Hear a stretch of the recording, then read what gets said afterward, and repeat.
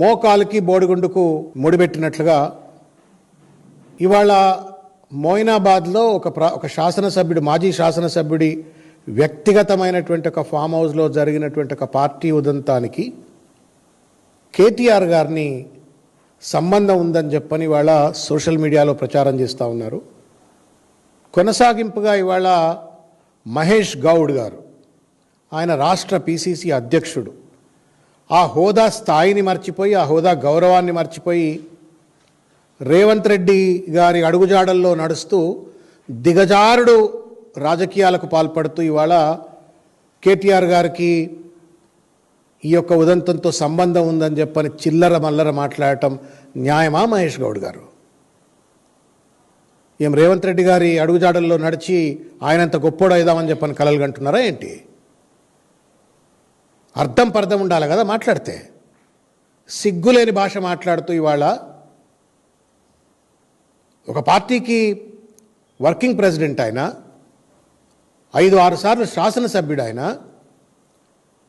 నెత్తి మీద నోరు పెట్టుకొని అనేక సందర్భాలలో చిల్లర మల్లరగా ఈ డ్రగ్స్ గిగ్స్ అని చెప్పని మాట్లాడినట్టయితే మీ భరతం పడతా, చట్టపరమైన చర్యలు తీసుకుంటాను, లీగల్ నోటీసులు పంపినాక కూడా పాడిందే పాత పాసుపండ్లు ఎవరో అన్నట్టుగా ఇవాళ కేటీఆర్ గారికి లింక్ పెట్టు మాట్లాడటం మీ తప్పిదాలను, మీ వైఫల్యాలను ప్రజల యొక్క దృష్టిని మళ్లించడం కోసం ఇవాళ కేటీఆర్ గారి పైన, బీఆర్ఎస్ పార్టీ పైన బురద జల్లాలనే చిల్లర ప్రయత్నం మానుకో మహేష్ గౌడ్ గారు. రేవంత్ రెడ్డి అంటే ఏదంటే అది మాట్లాడతాడు. మీరు కూడా అదే కోవలో నడుస్తూ ఇవాళ ఈ చిల్లరతనానికి పాల్పడటాన్ని తీవ్రంగా ఖండిస్తూ ఉన్నాం. ఏందండి అంత భయం? నాకు అర్థం కావట్లేదు. కేటీఆర్ గారు అంటే దేనికంత భయం మీకు? ఇవాళ తెలంగాణ రాష్ట్రంలో కొన్ని రోజులు కేసీఆర్ గారి పేరు శ్రీరామ శ్రీరామ అని రామనామం జపం చేసినట్టుగా కేసీఆర్ గారు జపం చేసిండ్రు. ఇప్పుడు మళ్ళీ కేటీఆర్ గారు జపం చేస్తూ ఉన్నారు. ఎందుకంత భయం మీకు? మూసీలో 1,50,000 కోట్ల రూపాయల అవినీతిని బహిర్గతం చేసినందుకు కేటీఆర్ గారిపై బురద తల్లుతా ఉన్నారా? రేవంత్ రెడ్డి ఫ్యూచర్ సిటీ పేరు మీద చేస్తున్న రియల్ ఎస్టేట్ దందాను ఎత్తి చూపినందుకు కేటీఆర్ గారిపైన దాడి చేస్తూ ఉన్నారా?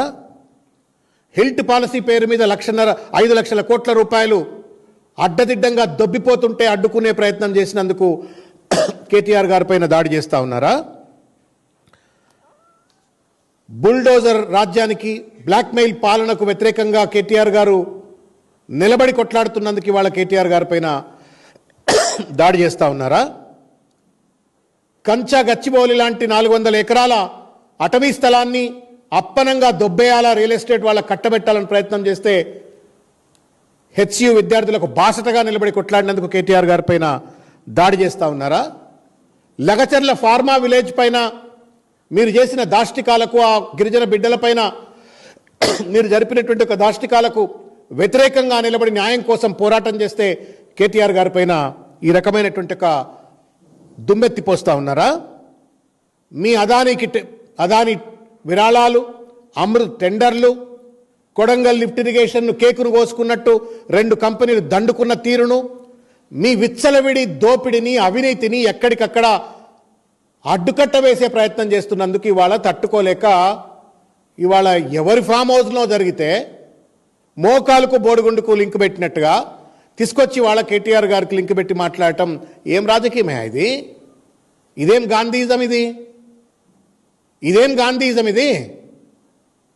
లేనిపోని అబద్ధాలు ఆడుతూ, లేనిపోని అవాకులు చెవాకులు వేలుతూ, ఇష్టం వచ్చినట్టుగా అబద్ధాలు ఆడటం ఇది ఎక్కడ రాజకీయం?